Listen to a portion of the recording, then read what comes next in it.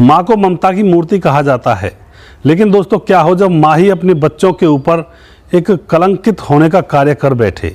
ऐसा ही आज का किस्सा है। नमस्कार, मैं हूं सुदेश कुमार और तिरछी बात चैनल में आपका स्वागत है। यह घटना है उत्तर प्रदेश के जालौन के कदौरा थाना क्षेत्र के एक गांव की, जहां पर एक लड़की जिसका नाम सविता होता है वह रोती हुई थाने में आती है और पुलिस के सामने आकर खड़ी हो जाती है। उसके कपड़े फटे हुए थे और वह जोर जोर से रो रही थी और पुलिस थाने में जाकर गुहार लगाती है कि मेरी माँ ने 2 सगे भाइयों के साथ मेरा रेप करवाया है।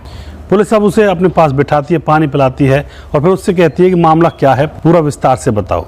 तो सविता बताती है कि वह 18 साल की है। उसके पिता की 2005 में मौत हो गई थी जब वह छोटी सी थी और उसके घर में उसकी माँ रहा करती है। माँ की उम्र 38 साल है और उसकी माँ परचून की दुकान चलाया करती है। उससे हमारा भरण पोषण हो रहा है। अब क्या होता है, कुछ समय गुजरने के बाद जब मैं छोटी थी, जब पिता की मौत हो जाती है, तभी उनके घर में जो पूर्व प्रधान है गाँव का, वह उनके घर में आने लगता है और उस बच्ची को पता नहीं होता है कि क्यों आता है। वो आता है उसकी माँ के साथ संबंध बनाने के लिए। इसी तरह से वह आता रहता है गांव घर के अंदर। धीरे धीरे अब सविता बड़ी हो जाती है और 18 साल की हो जाती है। जब 18 साल की हो जाती है तो पूर्व प्रधान मेरी माँ से कहता है कि अपनी लड़की की शादी मेरे लड़के के साथ कर दो, छोटे लड़के के साथ, संतोष के साथ। अब वह मान जाती है कि कोई दिक्कत नहीं है। तो दोस्तों क्या होता, पूर्व प्रधान का छोटा बेटा जिसका नाम संतोष होता है, जिसकी उम्र 20 साल होती है, वह जैसे उनके घर आता है तो जो कविता की माँ होती है वह संतोष से कहती है कि भाई अब तो तुम्हारी शादी होने वाली है, जाओ सविता से अंदर जाकर मिल लो। लेकिन दोस्तों संतोष मिलता तो है सविता से, लेकिन शादी करने से मना कर देता है। उसके बाद क्या होता है, जो पूर्व प्रधान होता है उसका बड़ा बेटा ब्रजेश, जिसकी उम्र 22 साल होती है, उसके साथ सविता की शादी करवा दी जाती है। शादी होने के बाद सविता अभी अपने घर में ही रहती है और ब्रजेश वहीं पर आ जाया करता है, उसके साथ संबंध बनाता, पति पत्नी की तरह रहता है। धीरे धीरे कुछ समय गुजरता है तो जो माँ होती है सविता की, वह अपने प्रेमी पूर्व प्रधान से कहती है कि क्यों ना ऐसा करें, इस घर को बेच दें और फिर हम तुम्हारे घर में ही रह लेंगे। मैं तुम्हारी पत्नी की तरह रहूँगी और मेरी बेटी तुम्हारे बेटे की पत्नी बन ही चुकी है।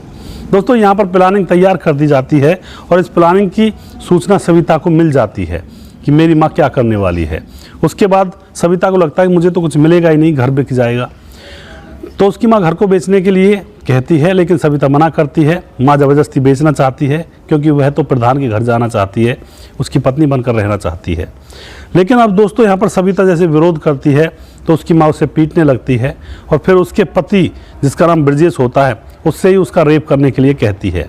यहाँ पर सविता गर्भवती भी हो चुकी थी तो ब्रजेश उसकी माँ के सामने ही सविता का रेप कर देता है। उसके बाद छोटे बेटे संतोष को बुलाया जाता है, प्रधान के छोटे बेटे को, उससे भी उसका रेप करवाया जाता है और फिर माँ पड़ोस में से एक लड़के को और लेकर आती है, उससे भी उसके साथ रेप करवाया जाता है और उसके बाद कह दिया जाता है कि अगर तुम नहीं मानी तो इसी तरह से तेरे साथ रेप करवाया जाएगा। दोस्तों जैसे तैसे सविता वहाँ से भागकर पुलिस थाने में पहुँच जाती है। पुलिस को सारी सूचना मिल जाती है तो पुलिस तुरंत वहाँ पर आती है और सविता की माँ और प्रधान के दोनों बेटों को वह अरेस्ट करके जेल में डाल देती है। उनके ऊपर मुकदमा दर्ज किया जाता है।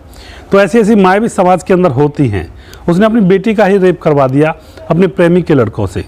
तो क्या कहोगे आप ऐसी माँ के बारे में, और क्या कहोगे आप ऐसे सिस्टम के बारे में जो उनके घर में बना हुआ था।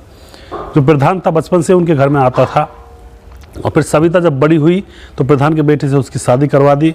फिर सविता की माँ प्रधान के घर ही जाना चाहती थी जिससे कि उसको उसका पति मिल सके, उसी घर में रहेगी तो आराम से उसके साथ मौज मस्ती करेगी। तो ऐसे सिस्टम के बारे में आप क्या कहना चाहते हो दोस्तों। समाज के अंदर बहुत सारे परिवारों में ऐसा होता है, लेकिन उसके तो वही जाने जिनके ऊपर बीतती है, जो उसके घर में रहते हैं और जिनके ऊपर गुजरती है। दोस्तों समाज एक आईना होता है, जैसा हम यहाँ पे करेंगे वैसा ही हमको मिलेगा। अगर हम बुरा करेंगे तो हमें बुरा ही मिलेगा। यहाँ पर जो माँ होती है और जो प्रधान होता है, उन्होंने बुरा किया लड़की के साथ तो फिलहाल वह बुरा सजा भुगतेंगे सारे लोग जिन्होंने बुरा किया था। तो कभी भी ऐसी वैसी घटना को अंजाम ना दें, अपने जीवन को सार्थक बनाएं, मूल्यवान बनाएं और अच्छे से रहें। अगर आपको हमारा वीडियो अच्छा लगता है तो उसको शेयर जरूर कर दिया करें। हम आपके बहुत बहुत आभारी रहेंगे। अगला प्रोग्राम में बहुत जल्दी फिर से लेकर आऊँगा किसी सच्ची घटना के ऊपर। तब तक आप खुश रहें, सावधान रहें, रिश्तों की अहमियत को समझें। जय हिंद, जय भारत।